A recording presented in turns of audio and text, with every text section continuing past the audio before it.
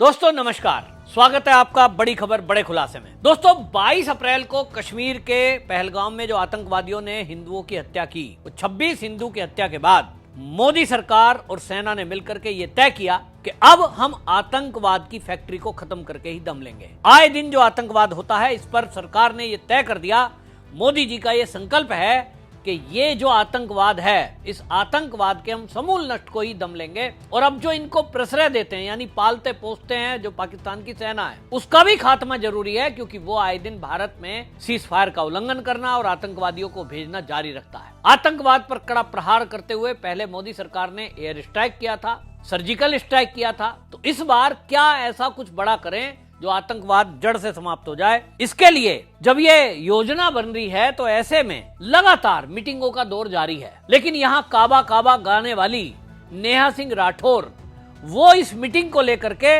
मोदी जी पर सवाल उठा रही है। मैं इस वीडियो में ये भी बताऊंगा कि किस तरह से पाकिस्तान के अंदर, चाहे नेहा सिंह राठौर हो या काबा गाने वाली या कुछ पत्रकार या विपक्षी पार्टी के नेता, उनके बयानों को, उनके ट्वीट को, यानी एक्स की पोस्टों को विदेशों में कोट किया जा रहा है और पाकिस्तान उसको लेकर भारत के ऊपर सवाल उठा रहा है कि देखो जी, भारत के जो ये लोग हैं, यही खुद मोदी सरकार पे सवाल उठा रहे हैं और इनका कहना यह है कि आतंकवादी घटना में पाकिस्तान का तो हाथ हो ही नहीं सकता। तो ये जो बयान है समाजवादी पार्टी के रामगोपाल यादव, जो सीनियर लीडर हैं, महासचिव हैं, उनका एक बयान को पाकिस्तान की संसद में कोट किया गया।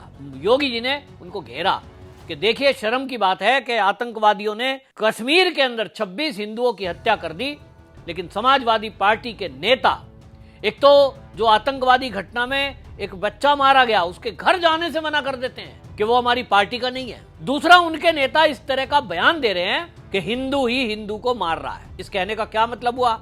इस कहने का मतलब ये हुआ कि पाकिस्तान के अंदर रामगोपाल यादव के इस बयान को कोट किया गया कि देखो, वो तो कह रहे हैं हिंदू ने हिंदू को मारा। तो मोदी जो कह रहे हैं, जो एनआईए कह रही है, जो सेना कह रही है कि हमारे पास इनपुट है, ये जो आतंकवादी था ये पाकिस्तान की सेना में था, फिर ये लश्कर तैयबा से जुड़ा और हमारे पास इनपुट है कि इसमें पाकिस्तान का हाथ है।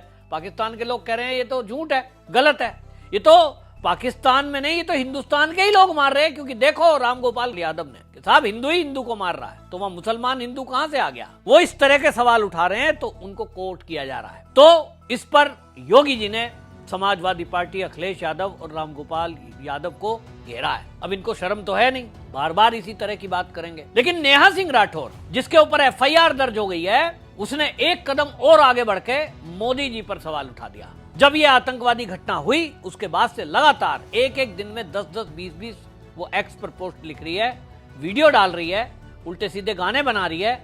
और उसका शुरू में तो ये रवैया था कि वो मोदी पर सीधा प्रहार कर रही थी, मोदी जी ने बिहार के चुनाव के लिए ये घटना कराई है, ऐसा सीधा इल्जाम लगाया। वो ये कहती है वीडियो में कि मैं तो सवाल कर रही हूं, इस देश में सवाल पूछने में क्या एफआईआर कर दी जाएगी?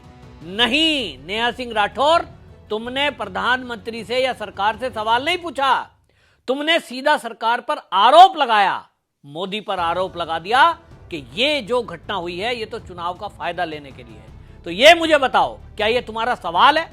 अगर सवाल होता तो सवाल के तरीके से पूछती, लेकिन जब आतंक की घटना हुई है और उसमें हमारे सेना के इनपुट्स हैं, एनआईए बोल रही है, लोग बोल रहे हैं कि साहब हमसे हमारा धर्म पूछकर मारा गया, तो नेहा सिंह राठौर आप किस बिना पर यह कह सकती हो कि साहब अगर धर्म पूछकर मारा गया था तो आपको बताया किसने? मतलब अरे भाई, जब सबको पता है, खबर में आ रहा है कि केवल आदमियों को मारा गया, औरतों को छोड़ दिया गया, और जिनके आदमियों को मारा गया वो पत्नियां बता रही हैं मीडिया में कि हमारे पति से पहले नाम पूछा, फिर धर्म पूछा, फिर कलमा पढ़ने को कहा, नहीं पढ़ पाए तो गोली मार दी। ये तो मीडिया में उनकी पत्नियों ने, यानी विधवाओं ने बताया है। तो आप उन विधवाओं का अपमान उड़ाती हैं। लेकिन वहां तक ठीक था, अब वो देश के प्रधानमंत्री और रक्षा मंत्री पर सवाल उठाती है, एक्स पर पोस्ट लिखती है, और एक फोटो उन्होंने पोस्ट कर दी जिसमें हमारे देश के एनएसए अजीत डोभाल बैठे हैं, रक्षा मंत्री बैठे हैं, और उसके साथ सीडीएस और तीनों सेनाओं के अध्यक्ष बैठे हैं। और उसमें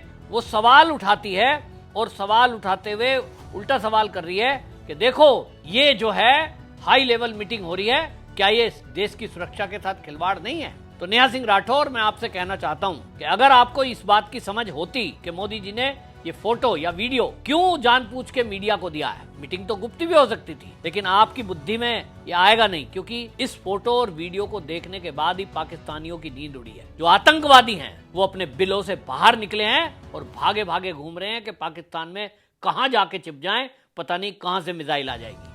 हालात ये हैं कि आतंकवाद को पालने वाले पाकिस्तान की सेना के जनरल, कर्नल, बड़े बड़े पोस्ट के लोग बंकरों में जाकर छुप गए हैं। और ये इस फोटो का कमाल है, क्योंकि उनको केवल ये दिखाना है कि हमारी इतनी तैयारी चल रही है कि अब की बार मोदी ने ये तय कर लिया कि पहले सर्जिकल स्ट्राइक हुआ था, फिर एयर स्ट्राइक हुआ था, तो इस बार तुम जान ही ना पाओ कि होने क्या जा रहा है। तीनों सेना के अध्यक्ष बैठे हैं।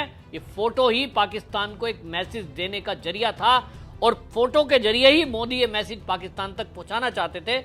इसीलिए मीडिया में ये फोटो जानबूझ के डाला गया है। नेहा सिंह राठौर, तुम्हारी बुद्धि पाकिस्तान परस्त हो गई है, इसलिए तुमको समझ नहीं आएगा कि मोदी जी क्या चाल चल रहे हैं और मोदी जी कैसा प्रयास कर रहे हैं। ये फोटो नहीं, हर बार फोटो भी तो पहली बार आई है ना, ये मीटिंग तब से चल रही है जब से ये आतंकवादी घटना हुई है। नेहा सिंह राठौर, आप कैसे भूल गई? मोदी जी तो विदेश यात्रा में थे, यात्रा को बीच में छोड़ के आए। बीच में छोड़ के उस महत्वपूर्ण यात्रा को वित्त मंत्री आई हैं अमेरिका से, और ये सारे लोग दिल्ली में इकट्ठे हुए। तो मीटिंग तो पहली मीटिंग हवाई अड्डे पर ही मोदी जी ने उतरने के साथ ही कर दी थी, और लगातार आपको खबर आ रही है कि अब मीटिंग हो रही है, अब मीटिंग हो रही है। तो क्या मीटिंग नहीं होंगी? उस मीटिंग में कौन कौन होंगे? क्या उस मीटिंग में नेहा सिंह राठौर बैठी होंगी मोदी के साथ कि भाई डिस्कस करेंगे कैसे हमला करना है? या उसमें कोई नत्थू कॉलोनी वाला बैठा होगा, चने बेचने वाला है? उसमें वही तो बैठेंगे जो उस काम को करेंगे। तो आपने कौन सी ऐसी नई बात कर दी? आप देशभक्त दिखाने की कोशिश कर रहे हो या मोदी का अपमान कर रहे हो? मैं इस फोटो का राज आपको बताता हूं। असल में हुआ यह है कि जैसे ही एनआईए ने इस सब की जांच शुरू की है, जो आतंकवादी घटना हुई, उसमें एनआईए को ये इनपुट्स मिले कि, और सुरक्षा एजेंसियों के पास इस मामले को लेकर भी पहले से था कि भाई कोई आतंकी घटना कश्मीर के अंदर पर्यटक स्थल पे हो सकती है, उसमें कोई लोकल भी शामिल हो सकते हैं। ये तो किसी ने सोचा ही नहीं था।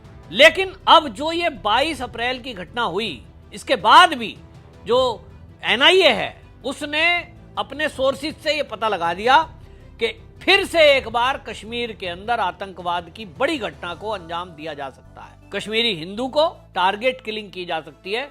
जो बचे खिंचे हिंदू वहां पर दुकान कर रहे हैं, कोई छोटा मोटा काम कर रहे हैं या घूमने गए हैं, फिर भी उनके ऊपर अटैक हो सकता है। आपने देखा होगा सेना ने लगभग 48 के करीब पर्यटक स्थल जो हैं कश्मीर के, उनको बंद करा दिया। डल लेक भी इस समय बंद करा दी। सेना ने पूरा डेरा डाल रखा है, क्योंकि उनके पास इनपुट है कि इन एरिया में यदि पर्यटक आएंगे तो एक बार फिर से इसी तरह उनके ऊपर हमला हो सकता है। तब सरकार एक तो अपना काम कर रही है, सेना और अर्धसैनिक बल कर रहे हैं कि वहां सुरक्षा कर रहे हैं, लेकिन वो भारत के किसी और भाग में भी ये घटना ना कर दें, पाकिस्तान फिर से हिमाकत ना कर दे।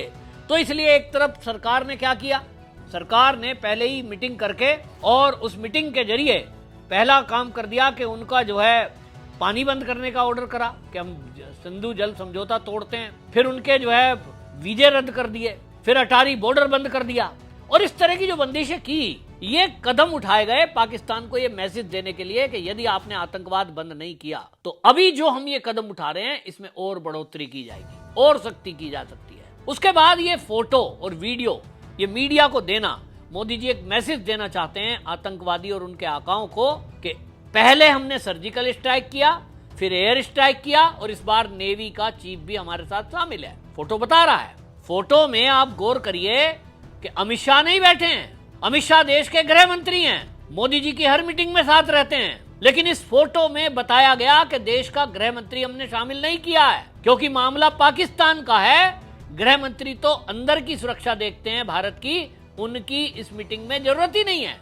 ये टोटल ऑपरेशन सेना को करना है, और इसीलिए मैसेज दिया गया कि मोदी जी ने सेना को खुली छुट्टी दे दी है, सिग्नेचर कर दिए कि तीनों सेना मिलकर के जो चाहें जैसा चाहें, मुझे आतंकवाद का खात्मा चाहिए, शून्य बिल्कुल। आप जो करना है करो, मेरी तरफ से फुल सपोर्ट है, और मैं दुनिया की जो महाशक्तियां हैं उनसे बात मैं करूंगा। आपको पाकिस्तान के खिलाफ जो कार्रवाई करनी है, इन आतंकवादियों के खिलाफ करिए। मैसेज ये है, और इस मैसेज से ही पाकिस्तान के लोगों की नींद उड़ गई। इस फोटो में गौर करने लायक बात यह है कि इसमें वित्त मंत्री नहीं बैठी है, कोई चर्चा नहीं है कि हम इसमें आगे क्या करने जा रहे हैं। कोई पाकिस्तान पे हमला थोड़ा ही करना है कि पाकिस्तान पे रोक लगानी है। अब वो तो हो गया, जो वीजा रद्द करने की बात थी वो तो हो गया। उस समय ये लोग शामिल कहे, विदेश मंत्री उसमें शामिल थे। इस मीटिंग में विदेश मंत्री शामिल नहीं है। इसका एक मैसेज ये है कि हमारी सेना भारत की पाकिस्तान पे हमला करने नहीं जा रही है, हम पाकिस्तान पे चढ़ाई करने नहीं जा रहे हैं। हमारी जो सेनाएं बॉर्डर पर डटी हुई हैं, जो हमारा वॉरशिप समुद्र में तैनात किया गया है, जो हमारे राफेल तैनात अवस्था में हैं और अभ्यास कर रहे हैं, वो इसलिए नहीं कि हमें पाकिस्तान पे चढ़ाई करनी है।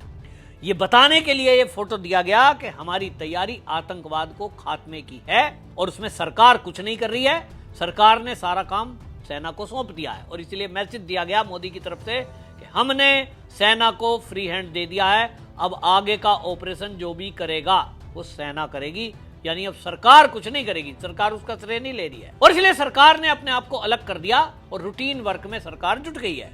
अभी जातिगत गणना पे बात हो रही है, कहां हाईवे को पैसे देने हैं, मीटिंग की गई है बाकायदा, गन्ने के रेट पे बात हुई है, तो जातिगत गणना की घोषणा की है। वो तो इस लड़ाई से कोई लेना देना नहीं है। सेना का काम सेना को मोदी जी ने सौंप दिया, सरकार अपना काम कर रही है जो इनका काम है। तो ये एक मैसेज दिया गया है। लेकिन नेहा सिंह राठौर जिस तरह का सवाल उठा रही है, वो कहीं ना कहीं अब ये दिखाने की कोशिश कर रही है कि मुझे बड़ी चिंता है देश की। ओहो, आप मोदी जी आपने क्या कर दिया, फोटो लीक कर दी, वीडियो लीक कर दी, ओहो सेना अध्यक्ष की जान को खतरे में डाल दिया। अरे नेहा सिंह राठौर, ये फोटो वीडियो ना भी डले तो क्या ऑपरेशन जो होगा आतंकवादियों के खिलाफ, वो मोदी जी खुद बंदूक लेके थोड़ी जाने वाले हैं, या उसमें अमित शाह और राजनाथ सिंह जाएंगे? कैसी मूर्खों वाली बातें करती है। लेकिन तुम ये दिखाने की कोशिश कर रही हो, चाल कोई चलेगी नहीं। एफआईआर हो गई है नेहा सिंह पर और ये नेहा सिंह राठौर जेल जाएगी, क्योंकि जो सवाल इसने उठाए हैं वो सीधा मोदी पर प्रहार है। वो इसने